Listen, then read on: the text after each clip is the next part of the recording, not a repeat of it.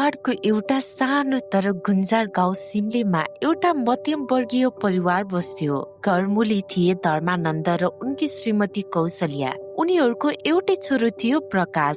प्रकाशको बिहे छिमेकी गाउँकी सुमनासँग भएको थियो। सुमना स्वभावले ज्यादै सोझी, कम बोल्ने र घरको काममा जोतिरहने खालकी थिइन्। सासु ससुराको सेवा, गाई बस्तुको स्याहार र भान्साको धन्दामा उनको दिन बित्यो। प्रकाश गाउँकै स्कुलको नजिकै एउटा सानो स्टेसनरी र फोटोकपी पसल चलाउँथ्यो। कथामा मोड तब आयो जब सुमनाकी आफ्नै बहिनी रञ्जनाको प्रवेश भयो।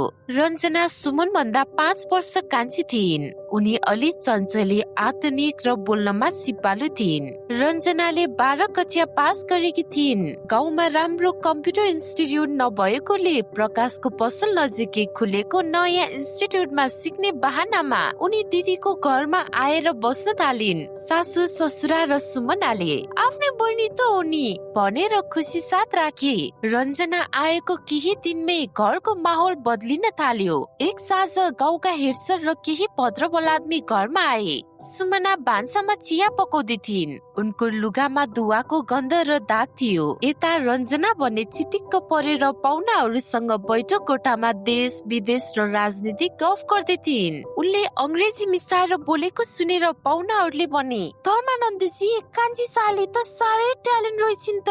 प्रकाशलाई त यस्तै स्मार्ट साथी पो चाहिन्छ त गफ गर्न नि। प्रकाशको छाती गर्वले फुल्यो। तर चिया लिएर आउँदा सुमनालाई देखेर उसले मुख बिगार्दै भन्यो, कति ढिला गरेको, अनि यो फरिया पनि कति मैलो हो। पाहुना आउँदा त राम्रो लगाउनु पर्छ नि। सबैको अगाडि श्रीमानले हप्काउँदा सुमनाको आँखा रसायो। तर रञ्जनाले उल्टै थपिन्, सरी है अङ्कलहरू, दिदी अलि ढिला सुस्ती नै हुनुहुन्छ।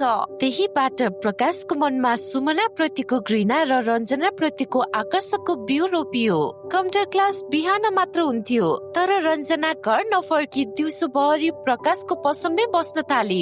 उनले भनिन्, दिदीलाई घरको काममा डिस्टर्ब हुन्छ, म बिनाजुलाई पसलमा सघाउँछु। सुरुमा सुमना दिउँसोको खाजा पसलमा पुर्याउन जान्थिन्। एक दिन सुमना पसलमा पुग्दा देखिन् प्रकाश र रञ्जना एउटै प्लेटमा चाउमिन खाइरहेका थिए र हाँस मजाक गरिरहेका थिए। सुमनालाई देख्न साथ रञ्जना अलि पर सरिन्। प्रकाशले हप्काए, आज किन आएको नि तिमी? रञ्जना छँदै त छिए नि मलाई हेर्नलाई। तिमी घरमै आमा बुवाको सेवा गर न। सुमनाले नमिठो मान्दै भनिन्, होइन घरको खाना पुर्याउन।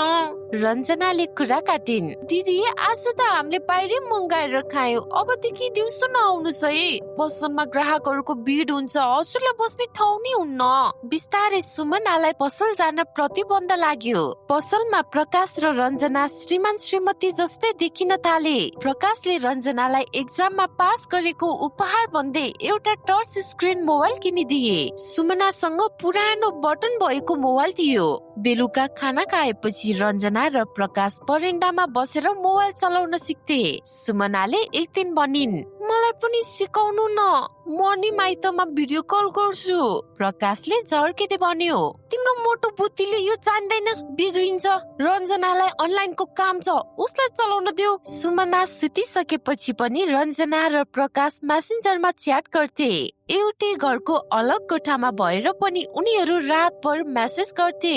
सुमनालाई लाग्यो बहिनी पढ्दै होली।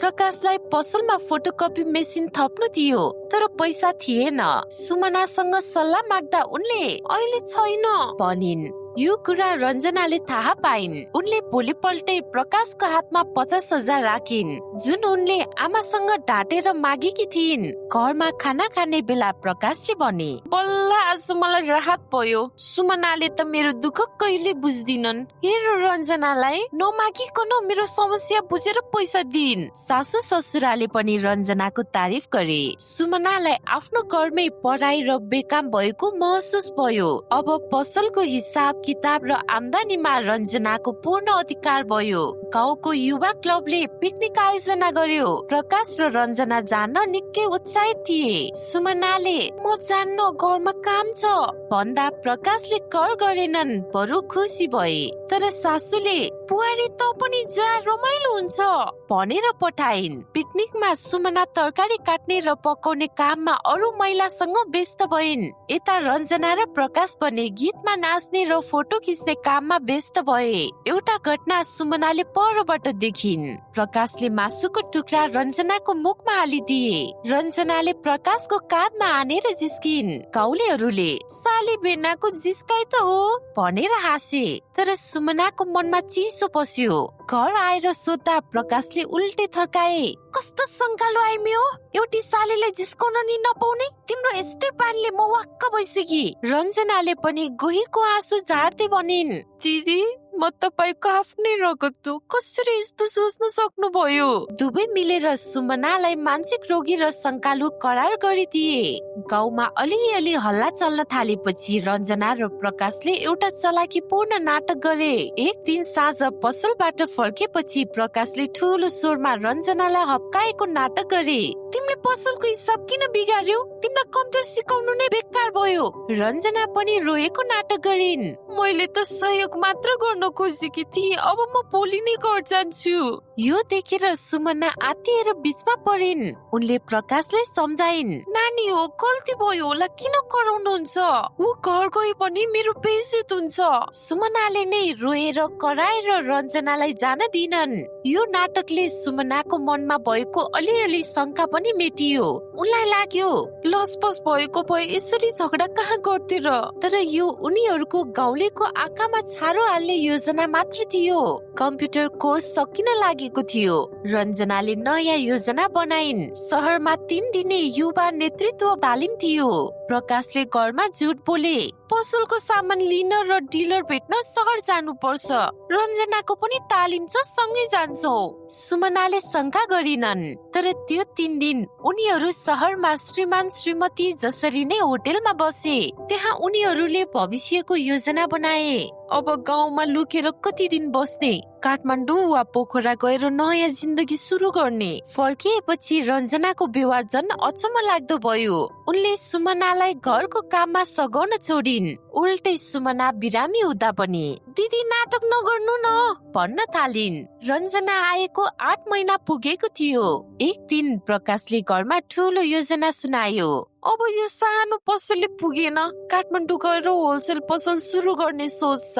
म पहिला गएर ठाउँ खोज्छु, अनि बुवा आमा र सुमनालाई लिन आउँछु। संयोगवश रञ्जनाले पनि भनिन्, मेरो पनि लोकसेवाको फर्म भर्नु छ र साथीको बिहे छ काठमाडौँमा, म पनि जान्छु। सुमनाले प्रकाशको झोला तयार पारिदिन्। बाटोमा खानलाई सेलरोटी र अचार बनाइदिन्। आफ्नै बहिनीलाई 500 रुपैयाँ र आफूले लुकाएर राखेको सुनको मुन्द्रा बहिनीलाई राम्रो देखिन्छ भनेर दिएर भनिन्, राम्रोसँग जानु, पिनाजुको ख्याल गर्नु। सुमनाले आँखाभरि आँसु पारेर दुवैलाई बस स्टेसनसम्म पुर्याउन गइन्। बस चढ्ने बेला प्रकाशले पछाडि फर्केर पनि हेरेनन्। तर रञ्जनाले बसको झ्यालबाट हेर्दै अनौठो मुस्कान दिइन्। जितको मुस्कान थियो। उनीहरू गएको 3 दिनसम्म फोन लाग्यो। कोठा खोज्दैछौ भन्थे। 14 दिनदेखि दुवैको मोबाइल स्विच अफ भयो। 5औं दिन गाउँको एउटा मान्छे काठमाडौँबाट फर्कियो। उसले चिया पसलमा भनेको कुरा डढेलो झै फैलियो। ओहो धर्मानन्द दाइ, मैले त तपाईको छोरा र सालीलाई थानकोटमा देखेको। उनीहरू त पोखरा जाने बसमा चढ्दै थिए। हात समातेर काँधमा टाउको राखेर हिँडेका थिए। बुढाबुढी जस्तै भने मैले बोलाउँदा पनि नसुने झै गरे। सुमनाको सासु ससुरा छाँगाबाट खसी जस्तै भए।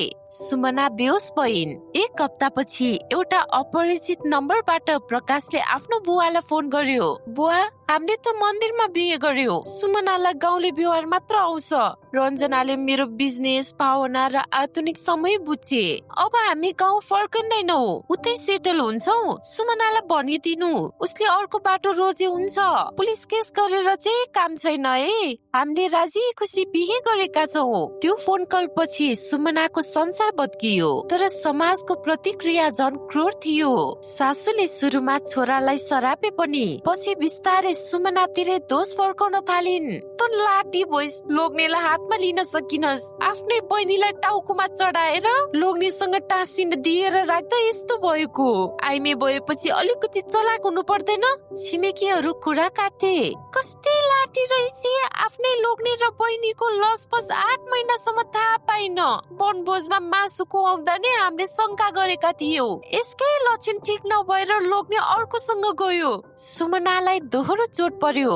एकातिर श्रीमान खुसिएको पीडा, अर्कोतिर आफ्नै बहिनीले दिएको धोका। माइतीले रञ्जनालाई मरेको सरह मानेर काजक्रिया गरे पनि सुमनाको घरबार त उजाडियो।